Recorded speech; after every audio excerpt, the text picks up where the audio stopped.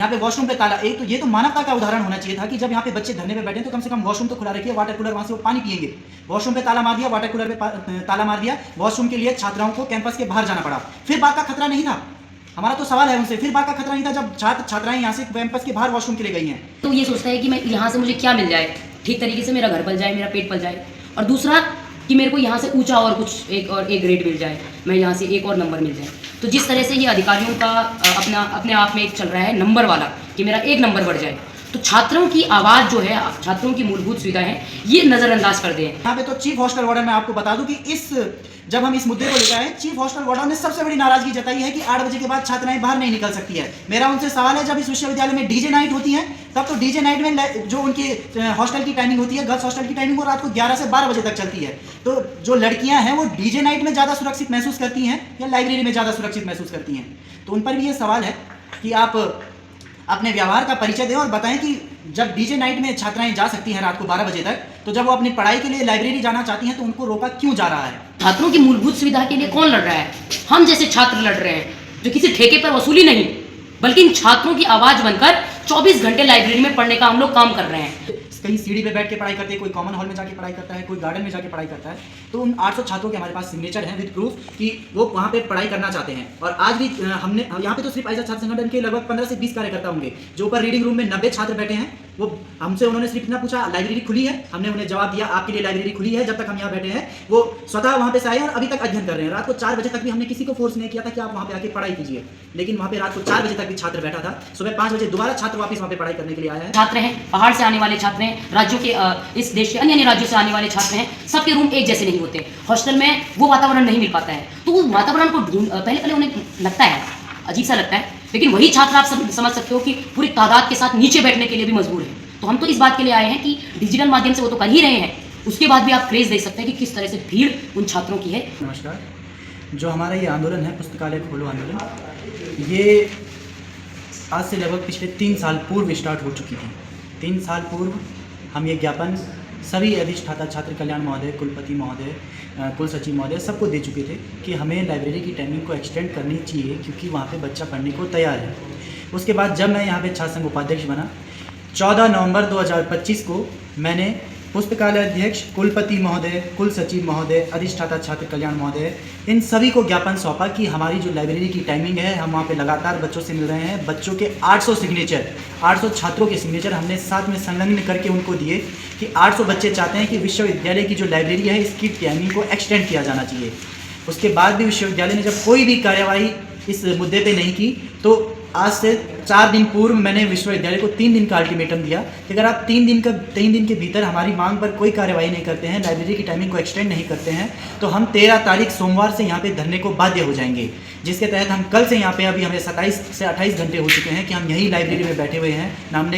ना हम सोए हुए हैं, ना हम किसी भी प्रकार का यहाँ पे हमने खाना तक नहीं खाया है, और छात्र यहाँ पे पढ़ाई करने के लिए बैठे हुए हैं। और हमने उनको 3 दिन का अल्टीमेटम दिया, उसके बाद ही हम यहाँ पे बैठे हैं। जम्मू कश्मीर का कन्याकुमारी में नौकरी करेगा तो ये थोड़ी कहेगा कि मैं जम्मू कश्मीर से आ रहा हूँ, इसलिए मुझे इतना छूट दे दीजिए। ये तो कोई बात नहीं है। तो ये चीज़ें और कोई बात हमने टाइम तो ड्यूटी में तो 8 घंटे का आवर है, ड्यूटी तो 8 घंटे का आवर है। देखो, हम लोग बहुत सालों से ये मांग कर रहे हैं कि लाइब्रेरी में तमाम मूलभूत सुविधाएं दे दी जाए। आप ये मान के चलिए, एक ऐसा अधिकारी जो सिर्फ 2 महीने के लिए बनता है, 3 महीने के लिए बनता है, और इस विश्वविद्यालय में क्या वो पढ़ने के बारे में सोचेगा? वो सोचेगा कि मैं किस तरह से यहाँ से, पहले तो ये सोचता है कि मैं यहाँ से मुझे क्या मिल जाए, ठीक तरीके से मेरा घर पल जाए, मेरा पेट पल जाए, और दूसरा कि मेरे को यहाँ से ऊंचा और कुछ एक ग्रेड मिल जाए, मैं यहाँ से एक और नंबर मिल जाए।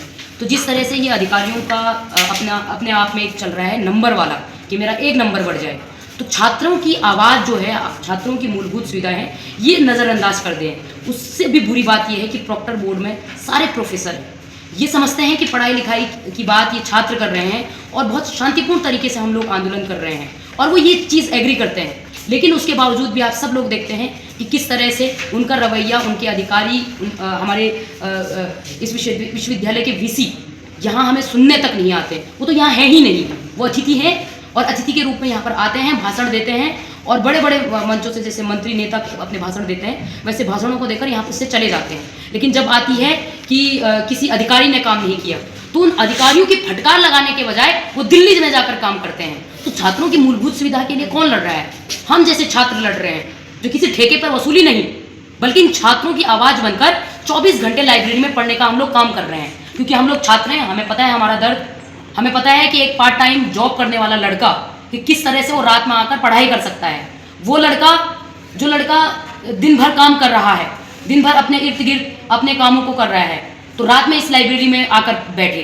तो हम तो इस बात की मांग कर रहे हैं, अगर ये अधिकारी नहीं करते हैं तो जिन छात्रों ने हमें प्रतिनिधि बनाया है, हम उनके लिए काम करेंगे। और कल रात को हमारे साथ यहाँ पे छात्राएं भी मौजूद थी, छात्राएं मौजूद थी, उसके बावजूद भी यहाँ पे कोई महिला गार्ड नहीं थी।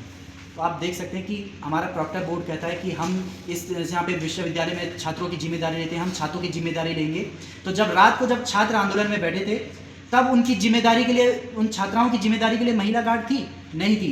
यहाँ पे वॉशरूम पे ताला, एक तो ये तो मानवता का उदाहरण होना चाहिए था कि जब यहाँ पे बच्चे धरने पे बैठे हैं तो कम से कम वॉशरूम तो खुला रखिए, वाटर कूलर वहाँ से वो पानी पिएंगे। वॉशरूम पे ताला मार दिया, वाटर कूलर पे ताला मार दिया, वॉशरूम के लिए छात्राओं को कैंपस के बाहर जाना पड़ा। फिर बात का खतरा नहीं था? हमारा तो सवाल है उनसे, फिर बात का खतरा नहीं था जब छात्र छात्राएं यहाँ से कैंपस के बाहर वॉशरूम के लिए गई हैं और पानी के लिए हमें यहाँ हॉस्टल में दौड़ना पड़ रहा है। और यहाँ पे तो चीफ हॉस्टल वार्डन, मैं आपको बता दूं कि जब हम इस मुद्दे को लेकर आए, चीफ हॉस्टल वार्डन ने सबसे बड़ी नाराजगी जताई है कि 8 बजे के बाद छात्राएं बाहर नहीं निकल सकती है। मेरा उनसे सवाल है, जब इस विश्वविद्यालय में डीजे नाइट होती है, तब तो डीजे नाइट में जो उनकी हॉस्टल की टाइमिंग होती है, गर्ल्स हॉस्टल की टाइमिंग, वो रात को 11 से 12 बजे तक चलती है। तो जो लड़कियां हैं वो डीजे नाइट में ज़्यादा सुरक्षित महसूस करती हैं या लाइब्रेरी में ज़्यादा सुरक्षित महसूस करती हैं? तो उन पर भी ये सवाल है कि आप अपने व्यवहार का परिचय दें और बताएं कि जब डीजे नाइट में छात्राएं जा सकती हैं रात को 12 बजे तक, तो जब वो अपनी पढ़ाई के लिए लाइब्रेरी जाना चाहती हैं तो उनको रोका क्यों जा रहा है? ये सवाल हमारा चीफ हॉस्टल वार्डन से भी रहने वाला है। आगे क्या कुछ रहेगा और कब तक इरादा है इस आंदोलन को जारी अभी रखने? हमारे पास प्रॉक्टर बोर्ड के कुछ मेंबर्स आए थे और लाइब्रेरियन आए थे, जिन्होंने हमसे कहा कि 5 बजे यहाँ पे अधिष्ठाता छात्र कल्याण महोदय आएंगे और उनके साथ अन्य अधिकारी यहाँ पे आएंगे।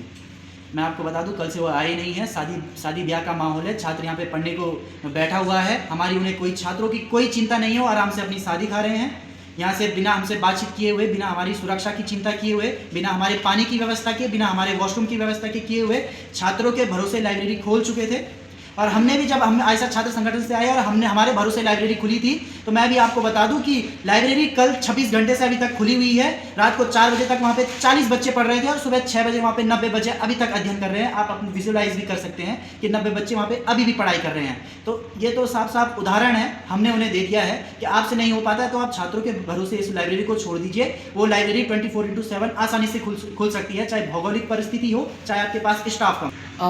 मैं आपको बता दूं, अगर आप कभी 6 बजे इस लाइन से गुजरोगे इस वाली रोड से गुजरोगे कैंपस से अंदर, तो आप देखोगे कि 6 बजे से लाइन लग जाती है, 8 बजे लाइब्रेरी खुलती है। तो 6 बजे से लाइन नीचे सड़क से लाइब्रेरी तक रहती है। तो आप समझ सकते हो कि किस तरह का क्रेज उन छात्रों में है। ऑनलाइन माध्यम से वो ज़रूर पढ़ रहे हैं, लेकिन उनको वो वातावरण लाइब्रेरी में मिल रहा है, तो वो लोग यहाँ पर आ रहे हैं। देखो, हर किसी के रूम पर AC नहीं है, हर किसी के रूम पर ठीक तरीके से पंखा नहीं चलता है। गरीब छात्र हैं, पहाड़ से आने वाले छात्र हैं, राज्यों के इस देश के अन्य राज्यों से आने वाले छात्र हैं, सबके रूम एक जैसे नहीं होते। हॉस्टल में वो वातावरण नहीं मिल पाता है, तो वो वातावरण को पहले उन्हें लगता है, अजीब सा लगता है। लेकिन वही छात्र आप समझ सकते हो कि पूरी तादाद के साथ नीचे बैठने के लिए भी मजबूर है। तो हम तो इस बात के लिए आए हैं कि डिजिटल माध्यम से वो तो कर ही रहे हैं, उसके बाद भी आप क्रेज़ देख सकते हैं कि किस तरह से भीड़ उन छात्रों की है और उनके अंदर बहुत उत्साहित वो छात्र, और न जाने कितने ऐसे छात्र हैं जिन्होंने पास आउट भी यहाँ से कर चुके हैं, अच्छे पदों पर हैं। अभी हम लोगों ने देखा कि इनकम इंस्पेक्टर यहाँ से बने वो तमाम छात्र और हॉस्टल के वो तमाम छात्र रात भर पढ़ रहे हैं। तो क्रेज़ तो दिख ही रहा है।